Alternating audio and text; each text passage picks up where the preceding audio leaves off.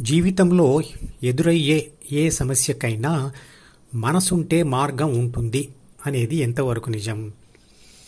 చిత్రపటంలో చూపించిన A+B+C అంటే ప్రాథమిక మనసును చదివి అహం అనే భావాన్ని పొందిన ఆత్మ ద్వితీయ మనసు యొక్క Dలో ఉన్న కోరికను పట్టుకొని ప్రయత్నం చేస్తూ ఓడిపోయినా సరే పట్టు వదలక మళ్ళీ ప్రయత్నం చేస్తూ ఉంటే మనిషికి సమర్థత పెరుగుతూ పోతూ కొత్త మార్గాలు కనబడుతుంటాయి.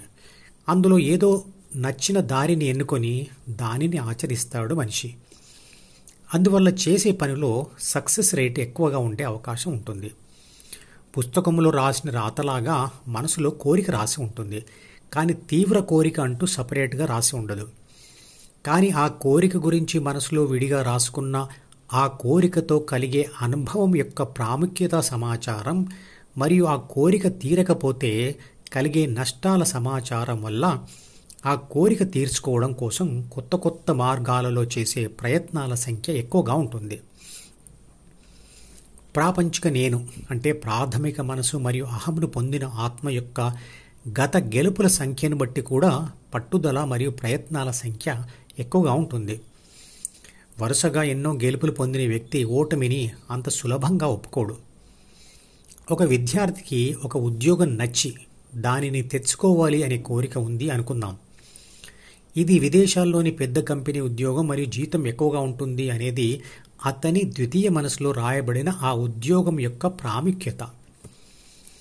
ఈసారి రాకపోతే మళ్ళీ ఎప్పుడూ రాదు అనేది మనసులో రాయబడిన నష్ట సమాచారం. ఈ రెండు రకాల సమాచారం వల్ల అతని కోరిక తీవ్రమవుతుంది. అతని కోరిక తీవ్రమవడానికి మూడవ కారణం అతని తల్లిదండ్రుల పదవులతో మరియు డబ్బుతో అతను పొందిన ఇతర గత గెలుపు అనుభవాలు.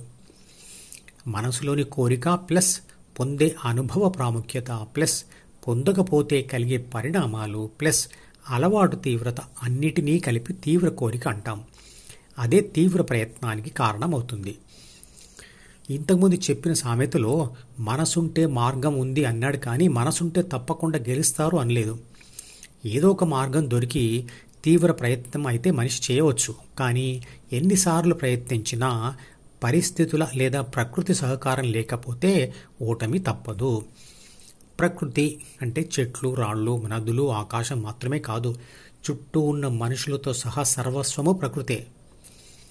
మిగతా మనుషులు తన పనులకు అడ్డు రావడం కూడా ప్రకృతి అడ్డుకోవడమే. అకాల మరణంతో అనుకున్న టార్గెట్ పూర్తి చేయలేని అలెగ్జాండర్ చక్రవర్తి ప్రకృతి ప్రభావానికి ఒక ఉదాహరణ.